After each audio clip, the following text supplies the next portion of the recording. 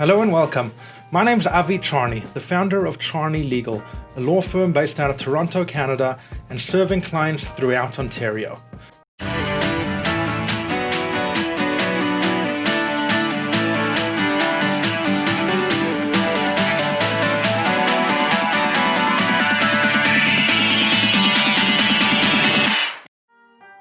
Throughout history, people have wondered, philosophers, religious leaders, I would say everyone to an extent, what happens if they die. Now, I'm not going to talk about the afterlife or anything complex like that beyond my understanding, but I can tell you, practically speaking, what happens if you die intestate. Let's get a couple of definitions down.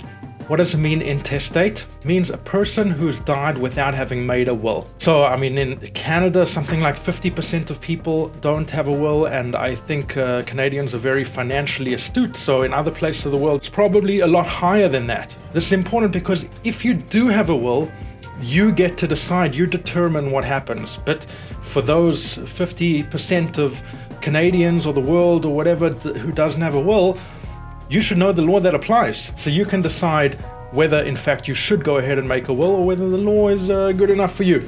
I doubt that, but good to know nonetheless. So I'll start with just saying that it very much depends on where you live. The laws of your jurisdiction decide what happens if you die intestate without having made a will. Let's say you die intestate without having made a will in the UK. The UK updated their laws, their Intestate Inheritance and Trustees Powers Act in 2014, which is relatively recently, and they somewhat changed the family structure to more accurately reflect what happens in society today. So the main difference that they changed over here is that they included a civil partner, a common law spouse, in the definition of a spouse in who inherits first. Without getting into too much detail, they also have a fixed sum, which is similar to our preferential share in Toronto, Ontario, which I'll get to in a second. And then one half goes to the spouse and one half to the issue, the children. That's a very broad overview of what happens in the UK. And again, I'm not a lawyer in the UK, so I'm not going to get into too much detail, but just as a matter of comparison, I'll point out that the UK recognizes common law spouses, and other jurisdictions like BC, British Columbia, in Canada does also recognize common law spouses, as well as other provinces in Canada. But in Ontario, common law spouses are not recognized. If they want to get some payment, they're going to have to go ahead and make a claim. So in the Succession Law Reform Act, Part 2 discusses intestate succession.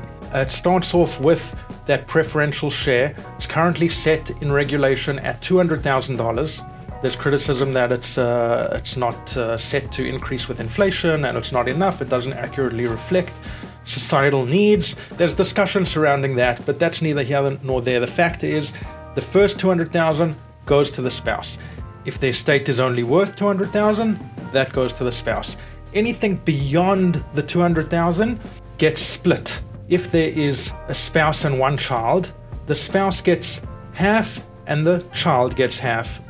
If there's a spouse and two or more children, the spouse gets 1/3 plus that preferential share, and the children split the 2/3, the remaining 2/3. Now, if the one of the children has predeceased, it goes to their grandchildren and down the lineal line.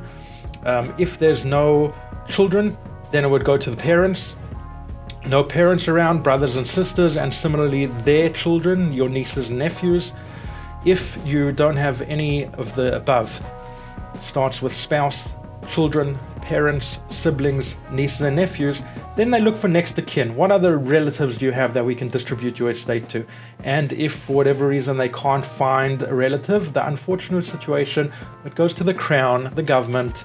I've seen this happen once, and this is something you want to avoid at all costs, not to leave everything to the government, or anything to the government if you can avoid it. A few things to consider just based on the law, as you've seen over here, is that what if you're separated but not yet divorced? Your spouse is entitled to your estate. What if you're estranged from a parent, sibling, child, whatever the case may be?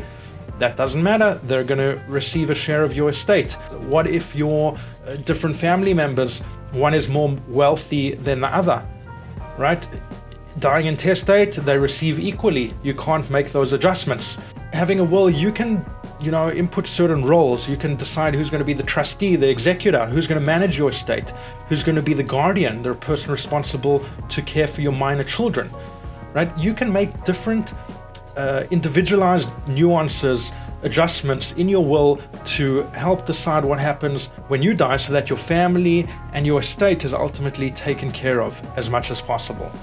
There's other advantages of having a will, most notably tax savings you can't do without having made a will.